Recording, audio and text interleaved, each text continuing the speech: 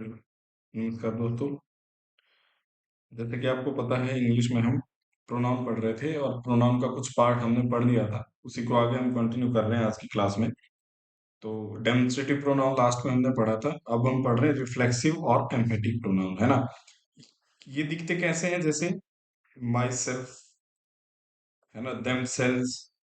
ये सेल्फ या सेल्फ से जोड़ने वाले शब्द जो है आते हैं, जैसे हर सेल्फ, हिमसेल्फ, ये सारे शब्द क्या है?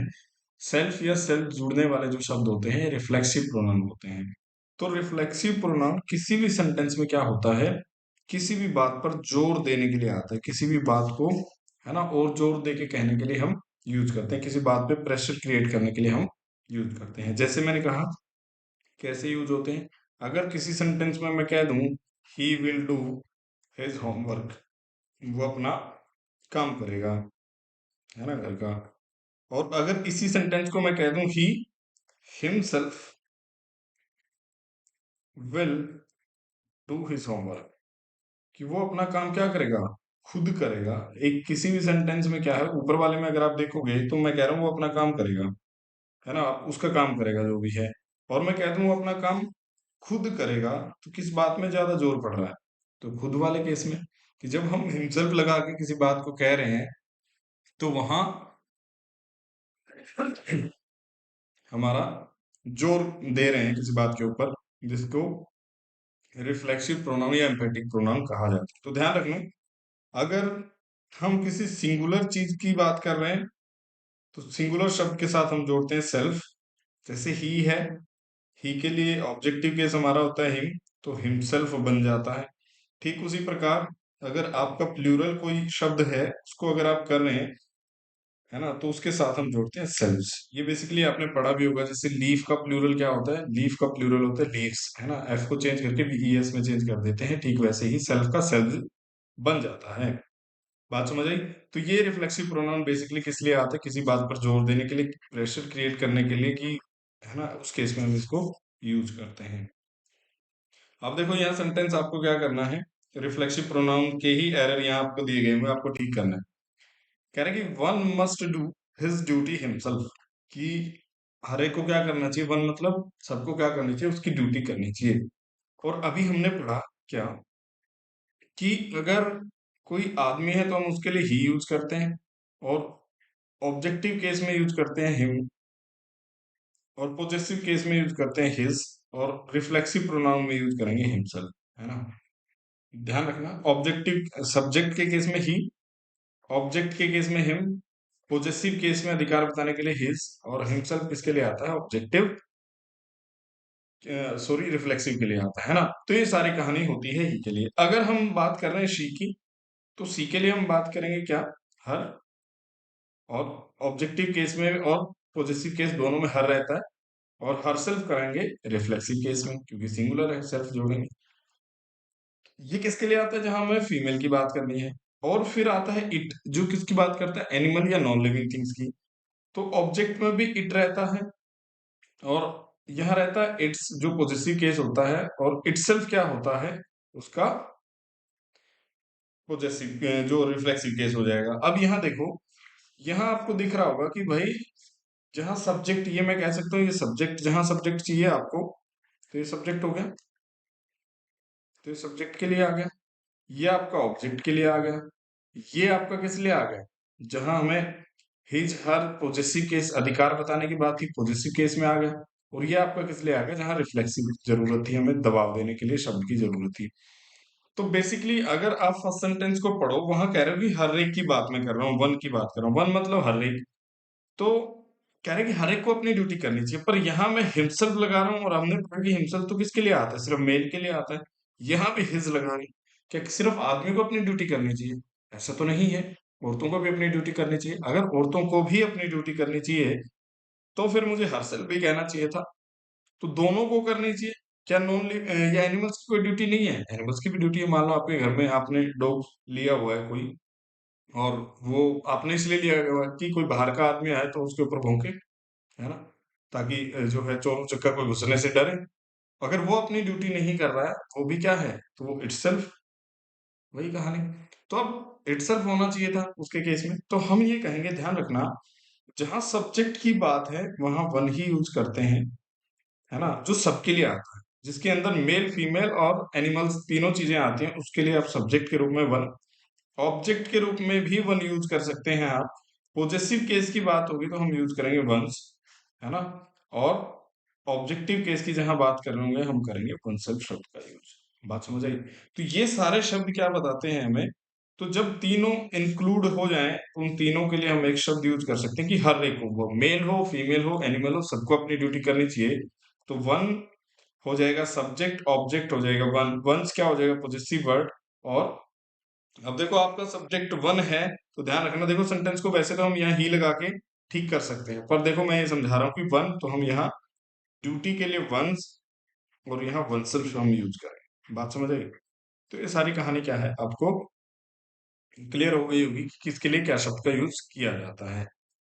अब यहाँ देखो वो कह रहा है we must protect our self from this pandemic.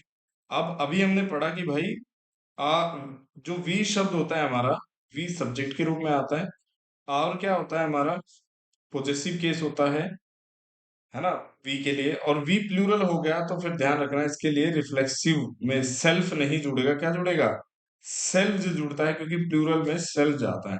तो यहाँ क्या लिखा हुआ, सेल्फ लिखा हुआ, तो हम क्या करेंगे आर सेल्फ वहां चेंज कर देंगे चीजों को। बात समझ आई? The poor man killed him and his own son, तो हम क्या करेंगे, यहाँ रिफ्लेक्सिव प्रोनाउन लगाना है तो हम कहेंगे हिमसेल्फ, खुद को मान लिया और अपने बच्चे को। आई डू माई वर्क, अब देखो आई के हिसाब से क्या होना चाहिए, माई, और माई के साथ जुड़ जाएगा सेल्फ, खुद करता हूँ। She blank is responsible for her problems, तो हम कहेंगे हर सेल्फ। बात समझ आ गई? He hurt himself. तो ये सारी कहानी आपको रिफ्लेक्सिव केस के बारे में समझ में आ गई ही होगी कि क्या होता है रिफ्लेक्सिव प्रोनाउन, कैसे वो काम करेगा। तो इस पे आप स्टार लगा लेंगे, ये एग्जाम में पूछा जाता है, आपको ध्यान रखना है। चलो आगे बढ़ जाते हैं। अब यहाँ कुछ ऐसे वर्ब हैं देखो कि पहले तो यही पढ़ते थे हमने, जब मैं तैयारी कर रहा था तो यही पढ़ा जाता है कि अडेप्ट का अगर क्या हो, अडेप्ट अगर सेंटेंस में है तो उसके साथ में रिफ्लेक्सिव प्रोनाउन आता है। पर ऐसा बिल्कुल नहीं है, किस केस में आता है और किस केस में नहीं आता उस पर हम बात कर लेते हैं। अडेप्ट का मतलब पहले तो ध्यान रखना, अडेप्ट कई चीजें होती हैं, एक होता है ADEPT वाला, वो भी अडेप्ट। एक होता है अडोप्ट, आपने सुना होगा। अडोप्ट का मतलब होता है किसी चीज, कोई जब गोद लेता है तो गोद लेना। इसका मतलब होता है अडेप्ट, मतलब आप कुशल हैं किसी काम में, एक्सपर्ट हैं, प्रोफिशिएंट हैं, है ना, पूरे डेफ्ट है उस केस में, उस केस में हम यूज करते हैं अडेप्ट। ई आता है इस केस में, और यहाँ क्या आता है अडेप्ट, इसका मतलब होता है ढाल लेना। ढालने का मतलब क्या है ना, ढालने का मतलब कि समय के अकॉर्डिंग चीजें जैसे जैसी सिचुएशन है उसके अकॉर्डिंग अपने आप को ढाल लेना, क्या है, अडेप्ट कर लेना है। तो अब यहाँ दो जगह सेंटेंस देखोगे आप, वो लिखा हुआ है we adapt ourselves to the changing climate, कि हमें क्या करना पड़ता है, ढालना पड़ता है जब भी क्लाइमेट चेंज होता है उसके अकॉर्डिंग। दूसरा कह रहा है कि fishes are adapted themselves to an aquatic life, कि फिशेस क्या है, ढली हुई है पहले से ही एक्वेटिक लाइफ के अकॉर्डिंग। अब देखो ये कह रहा है कि अडेप्ट अगर वर्ब के रूप में यूज होगा ना भाई, तो वर्ब के यूज में, वर्ब के तरीके से अगर यूज होगा तो उसका मतलब होगा टू मेक फिट और बाई मॉडिफिकेशन। मॉडिफिकेशन का मतलब क्या है, कि जब हम किसी चीज को फिट करते हैं चेंज करके उसमें, है ना, तब जो है अगर अडेप्ट होगा तो उस केस में हम उसके साथ रिफ्लेक्शन, क्योंकि मॉडिफिकेशन हो गया तो चेंजेस करने पड़ रहे हैं, और चेंजेस किसी भी चीज में तब आते हैं जब उसके ऊपर क्या हो, दबाव बनाया जाता हो, दबाव से ही चेंज आता है ना। कि जैसे हम नहीं पढ़ते हैं तो आमतौर पे क्या करते हैं, जब छोटे थे मम्मी पापा एक चाटा लगाते, दबाव बना, किताब उठा ली। तो दबाव बिल्कुल सेम वैसे ही, चेंजेस जितने भी होंगे दबाव से आते हैं। अब यहाँ देखो अडेप्टेड कह रहा है कि एडजेक्टिव के तरीके से काम करेगा। एडजेक्टिव के तरीके से भी वर्ब का थर्ड फॉर्म काम कर सकता है, कैसे कर सकता है, पास्ट पार्टिसिपल उसको कहा जाता है। आगे हम जब वर्ब पढ़ रहे होंगे वहां मैं तुम्हें बताऊंगा ये सारी बातें। पास्ट पार्टिसिपल जो है वर्ब के एडजेक्टिव के तरीके से काम करता है। जैसे वर्ब का कोई भी थर्ड फॉर्म हो, जैसे मैं लिखा ब्रोकन ग्लास, तो ग्लास मेरा नाउन हो गया, और ये कैसा है, टूटा हुआ है, तो ये क्या बन जाता है एडजेक्टिव। वर्ब का थर्ड फॉर्म भी हमारा क्या होता है, स्पोकन क्लासेस, आपने पढ़ा होगा स्पोकन इंग्लिश क्लासेस है इस तरीके से। तो ये हमें बताता है कि भाई वर्ब का थर्ड फॉर्म भी हमारा एडजेक्टिव के तरीके से काम कर सकता है। सूटेड बाय नेचर, करेक्टर और design to to a particular use, है ना, क्या कर दिया जाए, कि मतलब वो चीज पहले से ही सूटेड बाय नेचर है, मतलब पहले से ही ढली हुई है ना, उसके नेचर, उसका नेचर ही ऐसा है उस चीज के अकॉर्डिंग कि हमें उसमें कुछ भी मॉडिफिकेशन करने की जरूरत नहीं पड़ती उस केस में। तो यहाँ जरूरत नहीं पड़ती मॉडिफिकेशन की, तो जाहिर सी बात है दबाव देने की भी जरूरत नहीं है, तो इस केस में इसके साथ रिफ्लेक्सिव नहीं आता। तो अडेप्टेड जब एडजेक्टिव होगा सेंटेंस में तो रिफ्लेक्सिव नहीं आएगा, और अगर वर्ब के तरीके से यूज होगा तब आता है। जैसे we adapt ourselves to the changing climate. अब देखो कि हमें क्या करना पड़ता है कि क्लाइमेट, पहले तो ध्यान रखना दो चीजें होती हैं, एक होता है वेदर शब्द हमारे पास, एक होता है क्लाइमेट। फर्क क्या है दोनों में? वेदर हो सकता है किसी शॉर्ट पीरियड का, है ना, छोटे टाइम का जो होगा, मतलब थोड़े समय के लिए जो चीजें होती है वो वेदर होता है। क्लाइमेट जो होता है हमारा वो क्या होता है? लॉन्ग टर्म होती है ना, बड़े समय को कहा जाता है कि जिसके अंदर काफी समय होता है, उस चीज को हम कहते हैं कि लंबे समय का हम देख रहे हैं कि वहां का क्लाइमेट कैसा है। वेदर आपका daily day to day change हो सकता है, ठीक है, लॉन्ग टर्म में काउंट किया जाता है। अब यहाँ देखो we adapt adapt ourself to the changing climate. अब एक बात बताओ, जैसे अभी पहले क्या चल रहा था, सर्दी चल रही थी, तो जब सर्दी थी तो हम क्या कर रहे थे, अपने शरीर को इस तरीके से हमारा टेम्परेचर, बॉडी का टेम्परेचर मेंटेन करने के लिए हम क्या कर रहे थे कि वैसी चीजें खा रहे थे जो हमें गर्मी दे, है ना, कि जैसे यहाँ अगर आप नॉर्थ इंडिया में तो बाजरा वगैरह खाते हैं, या फिर कोई भी ऐसी चीज जो आपको गर्मी प्रोवाइड कर रही है, उस केस में हम क्या कर रहे हैं, क्योंकि हमारा शरीर, हमें ढालना पड़ता है, जैसा एनवायरनमेंट होगा वैसे ही हमें ढालना पड़ेगा। जैसे ही गर्मी आ जाएंगी हम वैसा ही खाना पीना शुरू कर देंगे, क्योंकि हमें क्या करना पड़ रहा है, ढालना पड़ रहा है, तो हमें क्या करने पड़ रहे हैं, अपने अंदर चेंजेस करने पड़ रहे हैं, वैसे ही कपड़े पहनेंगे, है ना, वैसे ही एनवायरनमेंट में पंखा यूज करेंगे, वो सारी कहानी क्या है, आपका चेंज हो जाता है, चेंज करना पड़ रहा है, तो रिफ्लेक्सिव, तो ध्यान रखना अडेप्ट के साथ वर्ब होगा तो रिफ्लेक्सिव प्रोनाउन आएगा, बिल्कुल ठीक लिखा हुआ है। तो पहला सेंटेंस क्या है, अडेप्ट ठीक लिखा हुआ। Fishes are adapted themself to an aquatic life, की फिशेस क्या होती हैं, जो हमारी एक तरीके से कहिए जलीय जीवन के अकॉर्डिंग क्या है, क्या उनमें कुछ चेंजेस करने पड़ते हैं, कि क्या उनको ढालना पड़ता है मछलियों को, कि भाई पहले उनको स्विमिंग सिखाएंगे और फिर छोड़ेंगे? नहीं, उनको कोई ट्रेनिंग नहीं चाहिए, वो आएंगे और एक तरीके से क्या है, बल्कि वो बाहर निकलने के लिए, बाहर जिंदा रहने के लिए उनको ट्रेनिंग की जरूरत पड़ेगी उनको, है ना, लैंड पे रहने के लिए ट्रेनिंग की जरूरत होगी, उनमें मॉडिफिकेशन करने पड़ेंगे, पर एक्वेटिक लाइफ के लिए वो पहले से ढली हुई होती है, और ढली हुई होना मतलब क्या है, उनका शरीर वैसा ही है, सूटेड बाय नेचर है, उसमें चेंज नहीं हो रहे, नहीं हो रहे, तो रिफ्लेक्सिव प्रोनाउन नहीं आएगा, तो फिशेस के साथ देमसेल्फ क्या हो जाएगा, हट जाएगा, इसको काट दो। हम कहेंगे fishes are adapted to an aquatic life, बस इतना सा सेंटेंस हमारा क्या बन जाएगा, अडेप्ट के केस में। तो ध्यान रखना है कुछ ऐसे वर्ब हैं जिनके साथ रिफ्लेक्सिव एक जगह आता है एक जगह नहीं आता, ऐसा हम नहीं पढ़ेंगे कि एक ही जगह आता है। चलो आगे। फिर आता है अवेल। अवेल का मतलब होता है किसी चीज का लाभ लेना, है ना, किसी चीज से प्रॉफिट हो जाना, लाभ लेना, किसी चीज का लाभ होना किसी चीज से। अब पढ़ो, कह रहा है कि I availed of the golden opportunity. दूसरी तरफ कह रहा है an umbrella is of no avail when it comes to thunderstorm, है ना, थंडरस्टॉर्म क्या होता है, तूफान वगैरह आ जाता है, तो कह रहा है कि अम्ब्रेला किसी काम का नहीं रहता। और एक तरफ ये कह रहे हैं कि अवेल का वर्ब के रूप में यूज होगा, तो वर्ब के रूप में यूज होगा तो इसका मतलब होता है लाभ लेना, टू मेक यूज ऑफ, किसी चीज का प्रयोग कर लेना, और टेक एडवांटेज ऑफ, तो लाभ लेना और लाभ लेना। देखो अब क्या करना पड़ेगा, किसी भी चीज से अगर आपको प्रॉफिट लेना है ना, तो उसके साथ कुछ ना कुछ चेंजेस उसके अंदर करने पड़ेंगे, अदरवाइज अगर वो वैसी ही कोई ऐसी चीज होती कि अपने आप लाभ दे रही होती, तो आपको उसको चेंजेस करने की जरूरत नहीं थी। तो अवेल का मतलब ये है कि हम लाभ ले रहे हैं, और लाभ लेने के लिए उसमें करने पड़ेंगे चेंजेस, और जहां चेंजेस की बात है वही क्या है, रिफ्लेक्सिव प्रोनाउन है, क्योंकि ये दबाव आएगा, दबाव आएगा तो अवेल का मतलब क्या हो, टू मेक यूज ऑफ और टेक एडवांटेज ऑफ, अगर नाम होगा तो उसके इसमें हम यूज करते हैं रिफ्लेक्सिव के साथ। अवेल अगर नाउन है, नाउन क्या होता है, कोई चीज अगर हो, advantage towards attainment of a goal, कि एक तरीके से कोई लाभ लेते समय जो हमारा एडवांटेज है उसको हम कहते हैं। देखो समझाता हूँ, अब दोनों एग्जांपल के थ्रू समझाता हूँ। तो इसके साथ रिफ्लेक्शन नहीं आता, क्यों नहीं आता, जब नाउन के रूप में यूज होगा, पहली चीज, I availed of the golden opportunity. अब मान लो यहाँ गोल्डन अपॉर्चुनिटी क्या हो जाती है, अपॉर्चुनिटी हो सकता है कि आपको दिन प्रतिदिन या 2-3 दिन बाद मिल रही हो, और गोल्डन अपॉर्चुनिटी कुछ खास समय के लिए आती है, इसलिए उसको गोल्डन अपॉर्चुनिटी कहा जा सकता है।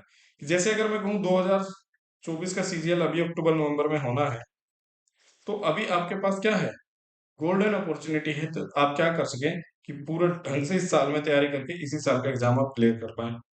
तो ये गोल्डन अपॉर्चुनिटी है। और गोल्डन अपॉर्चुनिटी के लिए ऐसा पॉसिबल हो सकता है कि अगर इसी साल एग्जाम ना होता और ये समय आपको ना मिलता, मान लो जून जुलाई में एग्जाम हो जाता था, तो पॉसिबिलिटी ये हो सकती थी कि एग्जाम क्लियर ना हो। पर यहाँ आप क्या कर सकते हैं कि अगर आप 4 घंटे या 3 घंटे पहले पढ़ रहे थे, तो अब इसको 8 या 9 घंटे करके आप क्या कर सकते हैं, इसी साल सिलेक्शन ले सकते हैं। तो 8 या 9 घंटे जहां आप 3-4 घंटे बैठ रहे थे, अब 8 या 9 बैठना पड़ रहा है, तो आपको दबाव बनाना पड़ रहा है अपने ऊपर। तो दबाव जहां हुआ, वहीं क्या होगा, रिफ्लेक्सिव। तो बिल्कुल गोल्डन अपॉर्चुनिटी रोज नहीं आएगी, तो ऐसे में आई के हिसाब से हम क्या कहेंगे, तो रिफ्लेक्सिव चाहिए। तो लाभ लेने के इसमें हम कहेंगे I availed myself of the golden opportunity. मैंने खुद जो है क्या करा, उसका लाभ लेने के लिए अपने ऊपर दबाव बनाया। कह रहा है कि umbrella is of no avail.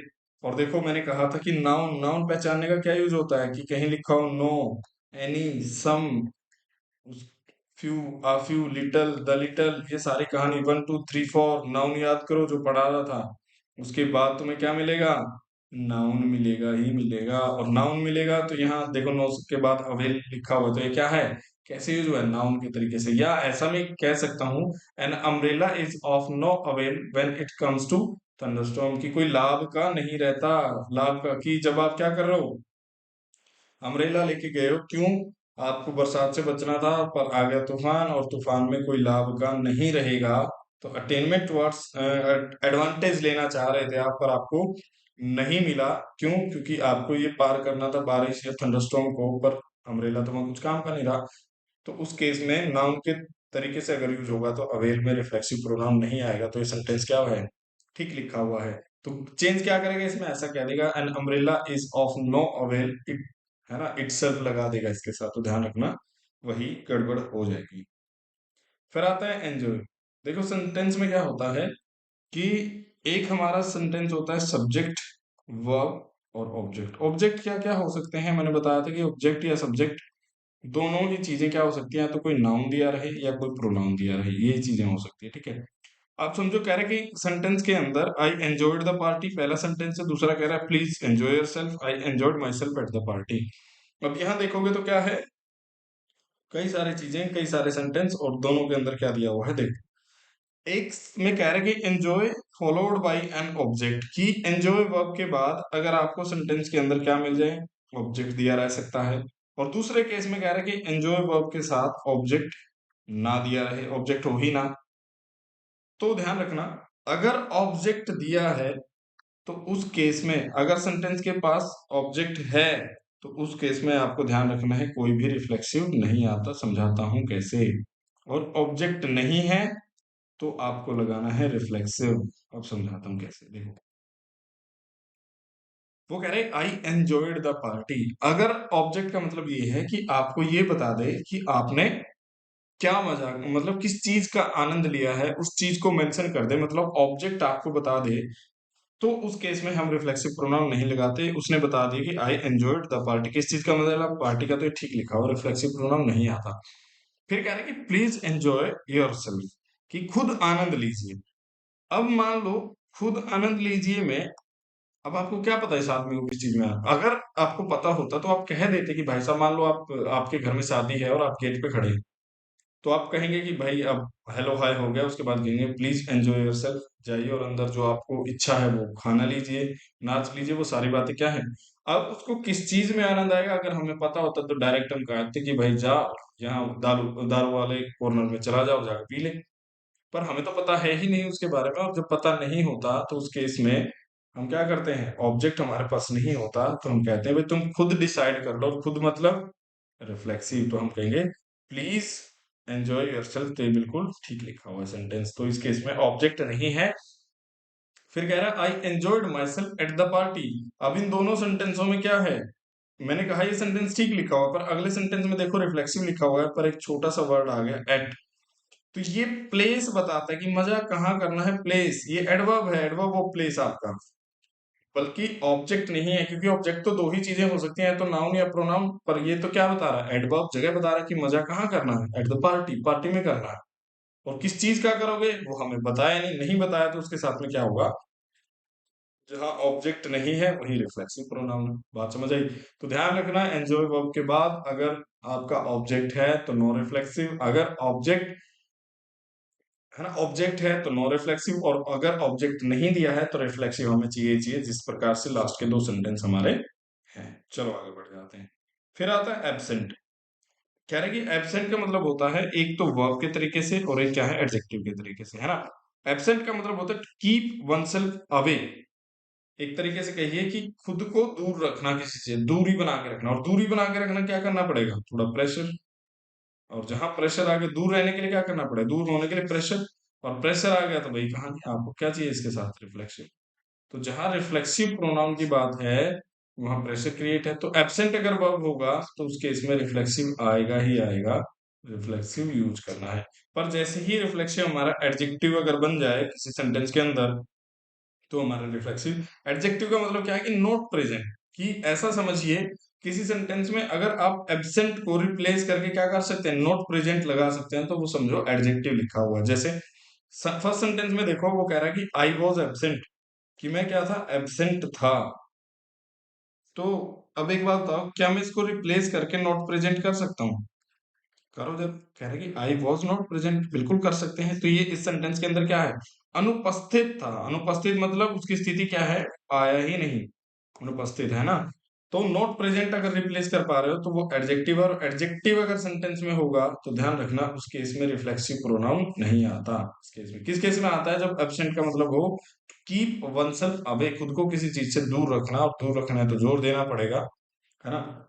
वो कह रहा है आई एब्सेंटेड माई सेल्फ। अब यहाँ देखो एब्सेंटेड क्या है, वर्ब के तरीके से, और अभी हमारी बात हुई कि एब्सेंट अगर वर्ब के तरीके से होगा तो उस केस में आई के हिसाब से माई सेल्फ ठीक लिखा हो, कि मैंने खुद को उस चीज से दूर कर लिया है। बात समझ आई? बढ़ जाते हैं आगे। फिर आता है एक्वीट। एक्वीट का मतलब होता है किसी चीज को बरी कर देना। बरी समझते हो, है ना, जैसे कोर्ट ने किसी को बरी कर दिया, छोड़ देना।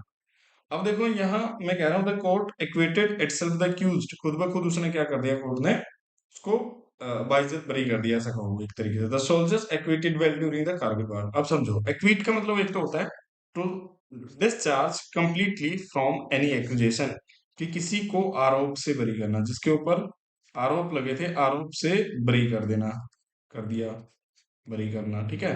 दूसरा कह रहा है कि एक्विट का एक और मतलब होता है, और वो भी वर्ब के तरीके से ही यूज होगा, पर कैसे होगा, to conduct oneself satisfactorily specially under stress, कि अगर स्ट्रेस की कंडीशन हो, ऐसे केस में अगर आप करते हैं, अच्छा परफॉर्म करते हैं, है ना, कि सेटिस्फेक्शन है जो भी काम आपने करा उसमें, तब हम यूज करें। अब देखो एक्विट के दो मीनिंग हो गए। पहला, आरोप, बरी करना आरोपी को, तो इस केस में रिफ्लेक्सिव नहीं आता, समझाता हूं कैसे।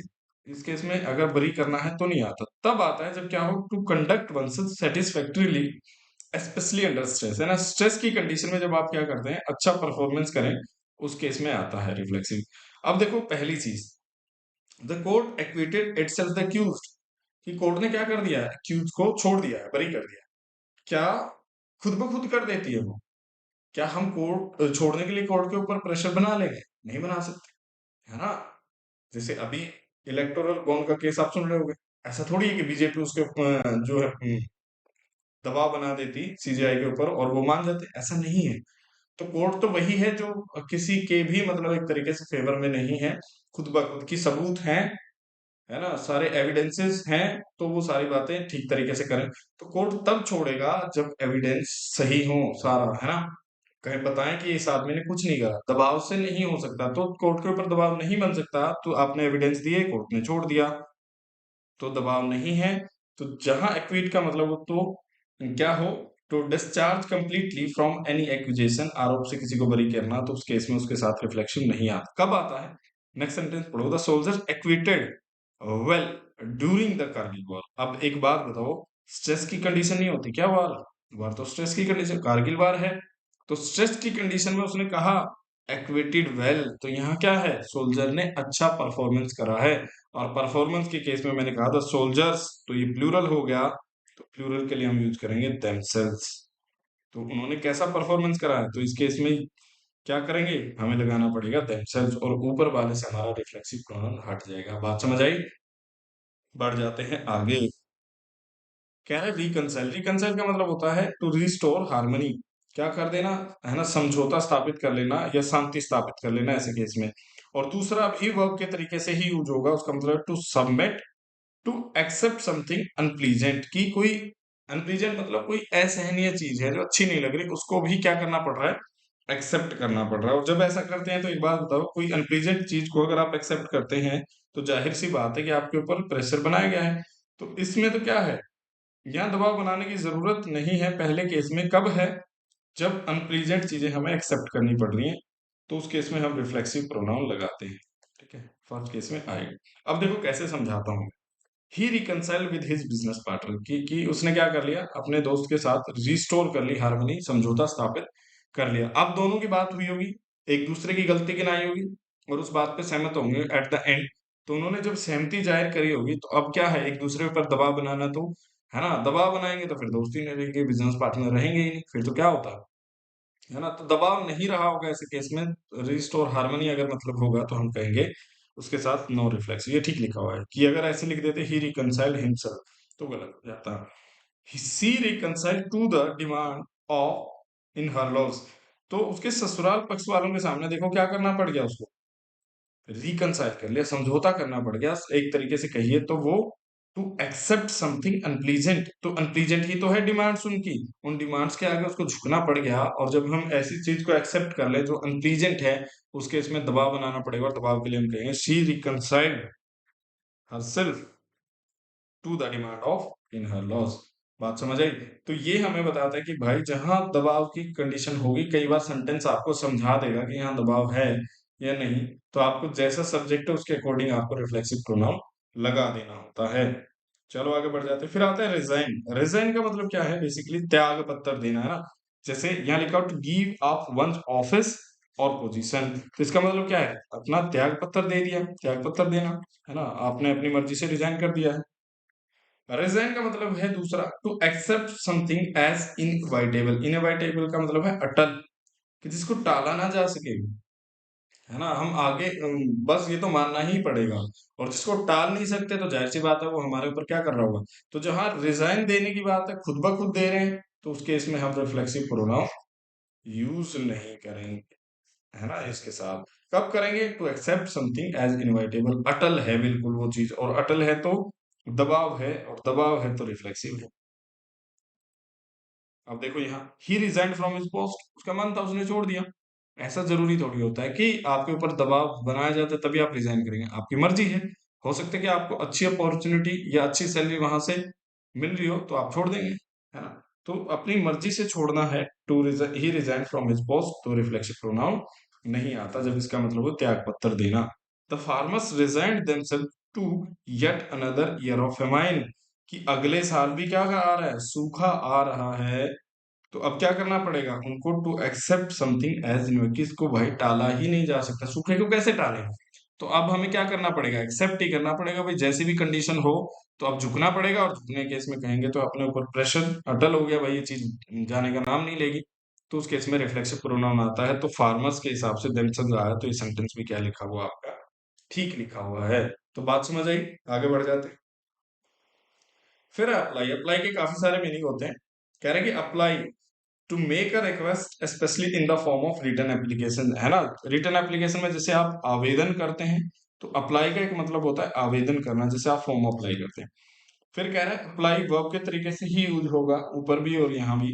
टू ले और स्पेंड ऑन, इसका मतलब है एक तरीके से किसी चीज पे खर्च कर देना, या एक तरीके से लगाना आप कह सकते हो, है ना, एक तरीके से लेप वगैरह लगाने के। इसमें अप्लाई का मतलब है टू हैव रिलीवेंस, किसी पर लागू होने की चीज, लागू होना, तब तब यूज होता है ये, है ना।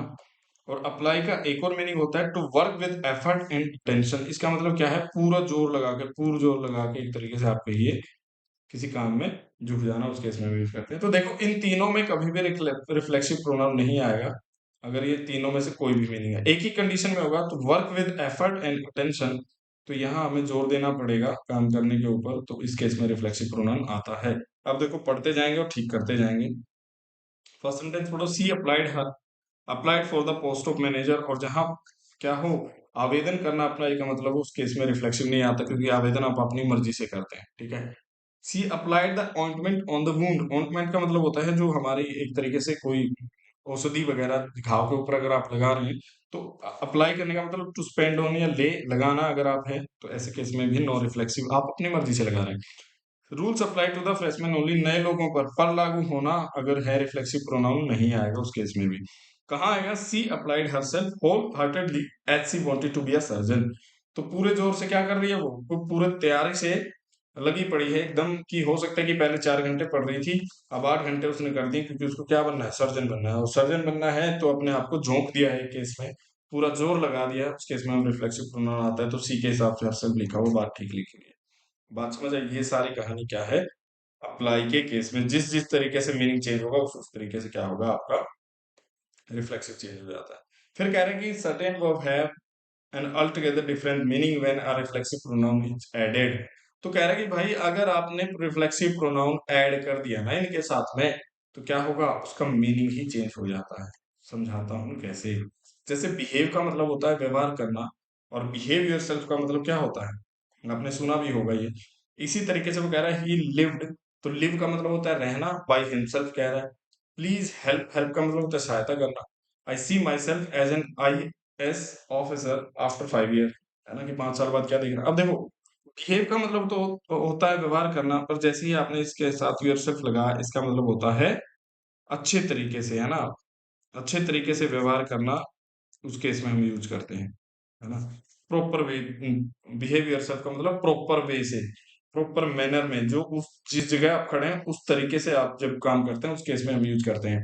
कि मान लो आप लाइब्रेरी में बैठे हैं, तो आराम से पढ़िए, दूसरे को डिस्टरबेंस ना हो, वहां की प्रॉपर मैनर क्या है, शांति से बैठ के पढ़ा जाए, शोर शराबा ना किया जाए, ठीक है।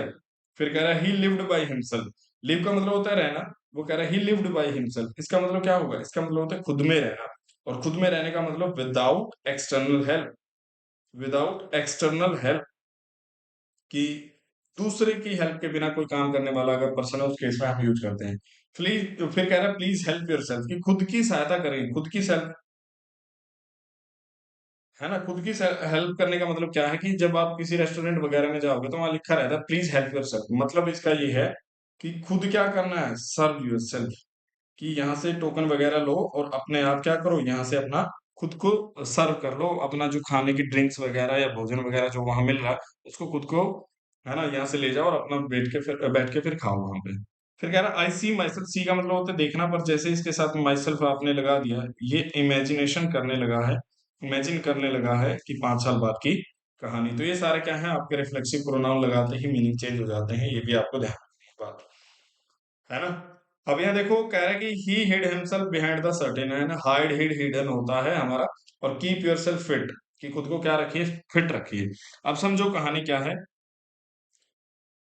और ये कह रहा है कि भाई, अब यहाँ फर्स्ट सेंटेंस में समझिए, वो कह रहा है he hide himself behind the curtain, कि क्या कर लिया उसने, अपने आप को छुपा लिया है कर्टेन के पीछे, या मुझे ऐसा कहना चाहिए छुपा लिया, मतलब ऐसा यहाँ ये कह रहा है कि हिमसेल्फ लगा हुआ है, तो इसके ऊपर क्या है, दबाव है, कि कोई आया होगा उसकी गर्दन पकड़ी और जाकर उसको छिपा दिया होगा, ऐसा तो नहीं है, वो गया होगा और जाके छिप गया होगा।